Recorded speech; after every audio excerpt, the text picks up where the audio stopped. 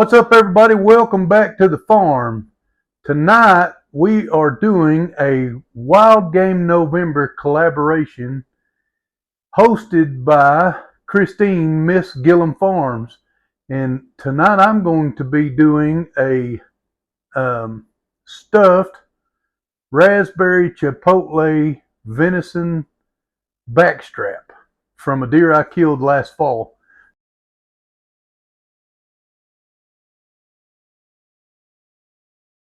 So it was a nice deer.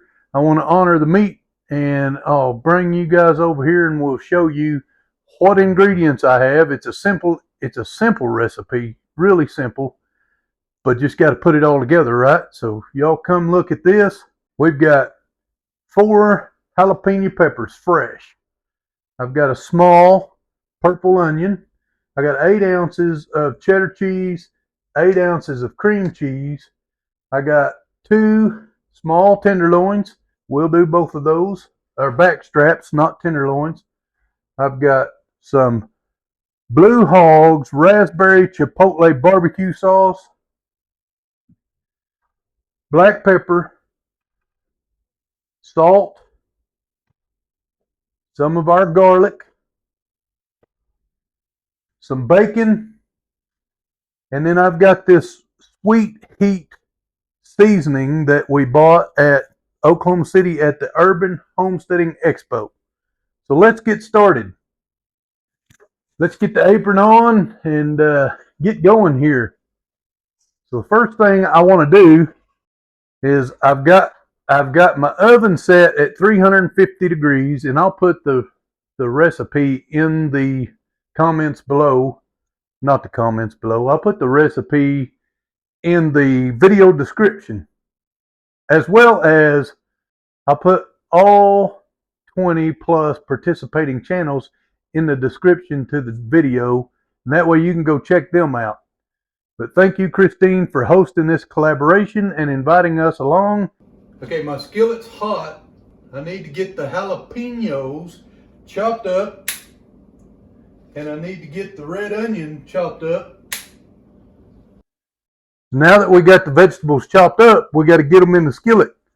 So let's go in with the jalapeños. And they're pretty coarse, and I did not cut out any of the seeds. And the red onion.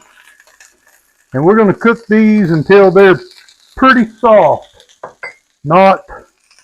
Probably could have waited on the onion. I got a little bit of oil in there, but we're going to cook those.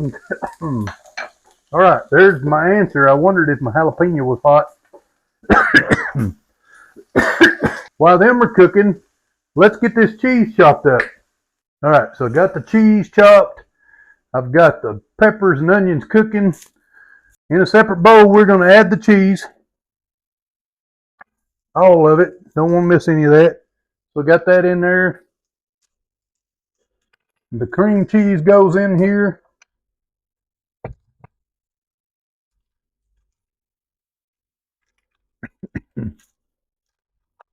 I can get it open.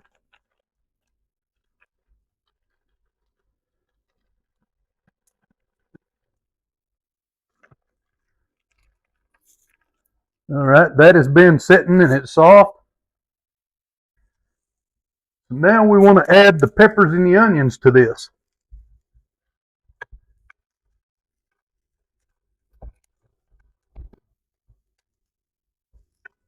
Turn that burner off. Those dudes are pretty warm.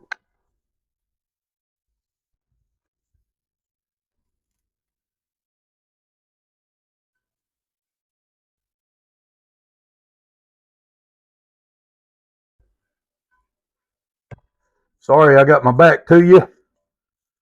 We are done with the skillet, and we're going to just break all that cream cheese up, the peppers and onions, and stir it all together with the cheddar cheese. Try to make it completely incorporated. Getting that all stirred in there.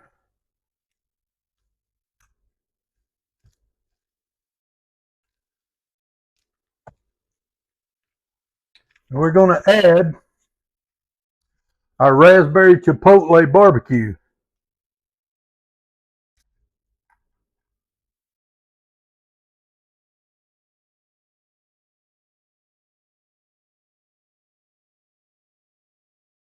Well, it smells good, y'all. And we'll stir it some more. So this is what we're going to stuff it with, if you hadn't guessed.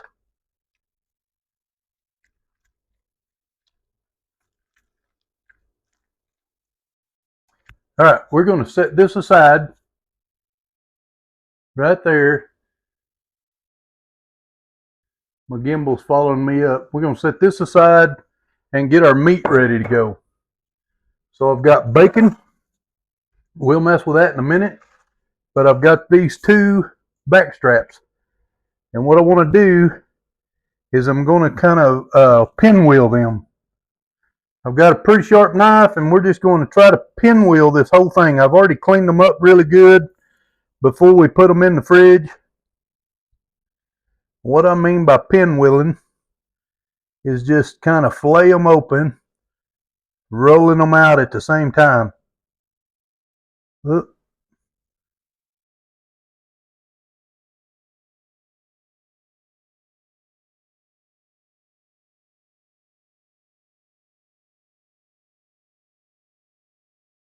Just like that. And then I've got a mallet and a bag. I got a little hole there. That's not going to hurt nothing. That's just because I got a little close. I'm going to put the bag over that, and we're going to tenderize it.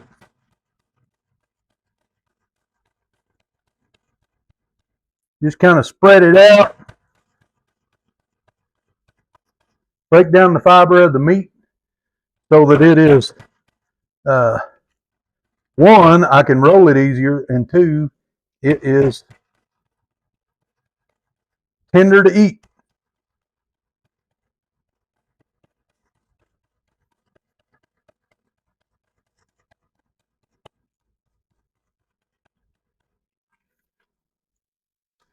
Give it a little more.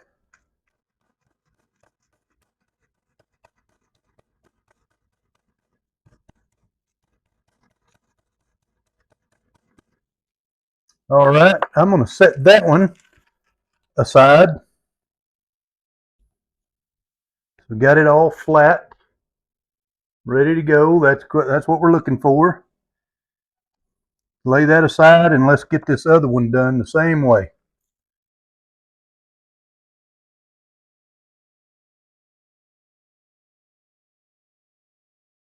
So we got that one good. It's ready to go. Set it aside. Now we're going to get our bacon ready.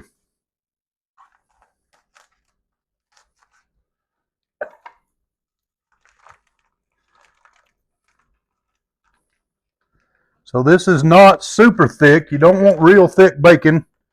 Doesn't cook as good. But venison is so dry that it doesn't have any natural fats to it. So you want to add fat. The bacon will keep it moist. What I'm going to do is build a blanket, a bacon blanket.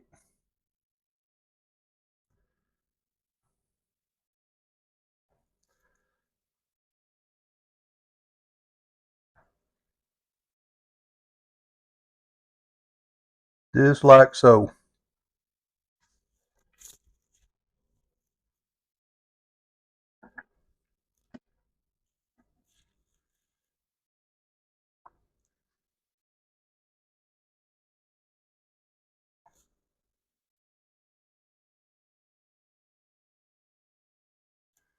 Cut that.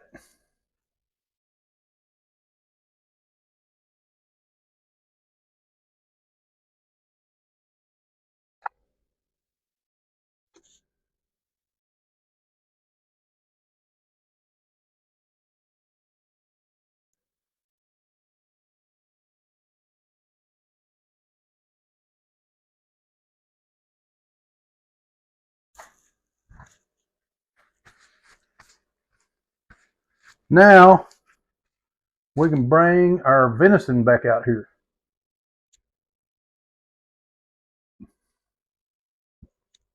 Now, I want to roll it with the grain.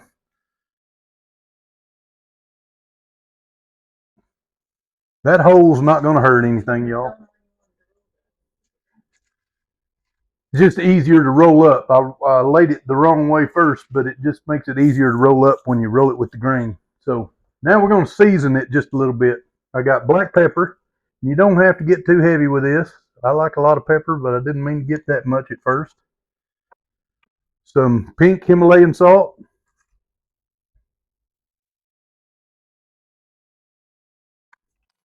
All right, so let's get a little bit of this garlic on here.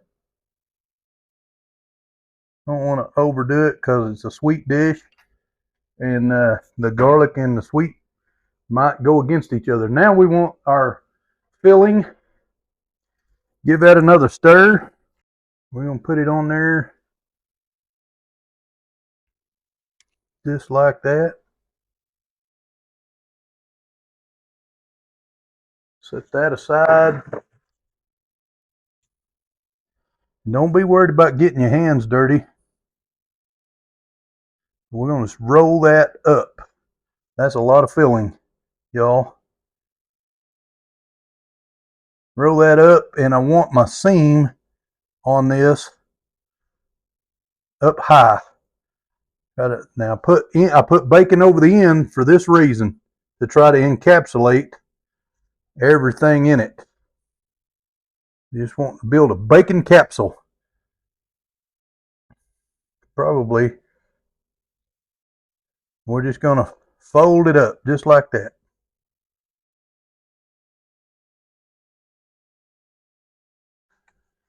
Go this way.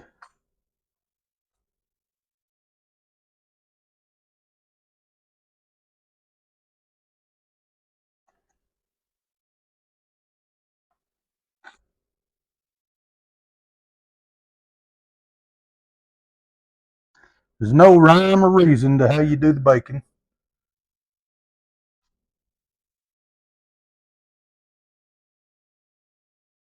But you got to be completely encapsulated. I'm going to put a few wooden toothpicks in there to hold it.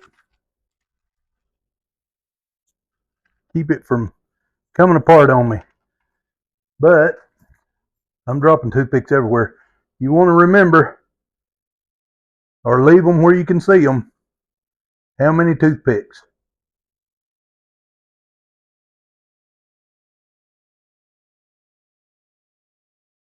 Just like that.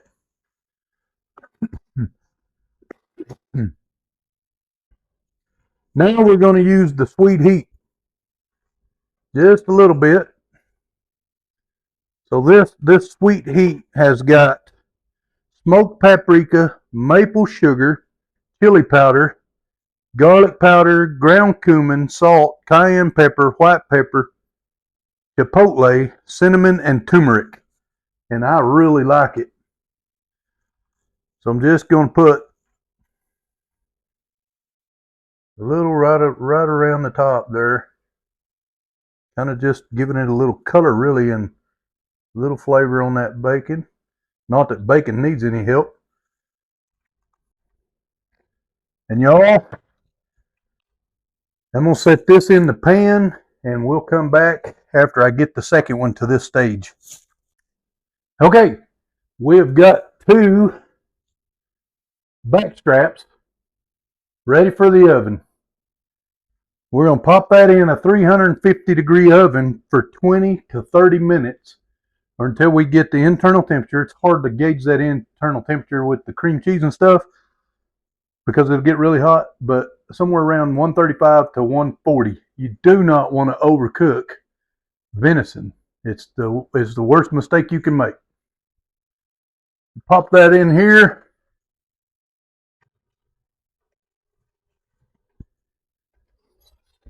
And I'm going to set a timer for 20 minutes.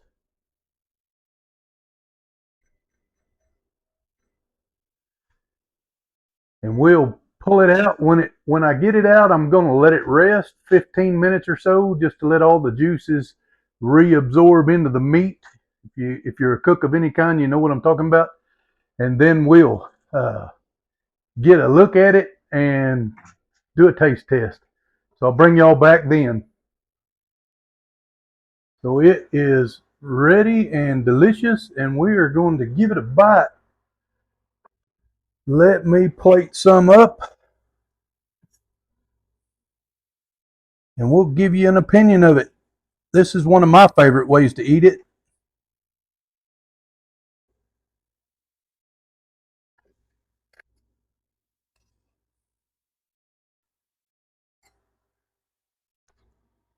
Let me get a fork right quick, y'all.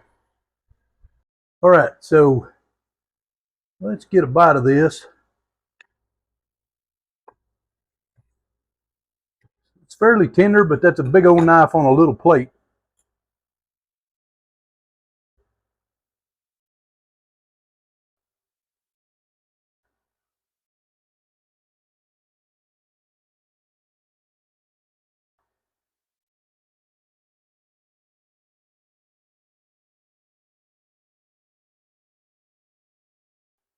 There's a lot of going on right there, but it is really, really good.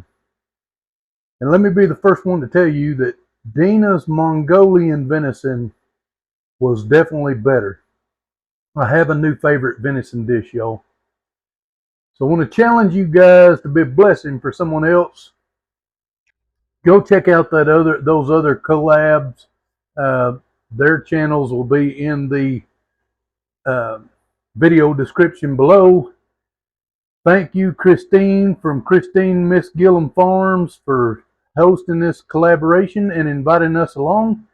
God bless y'all, and we'll see you on the next video.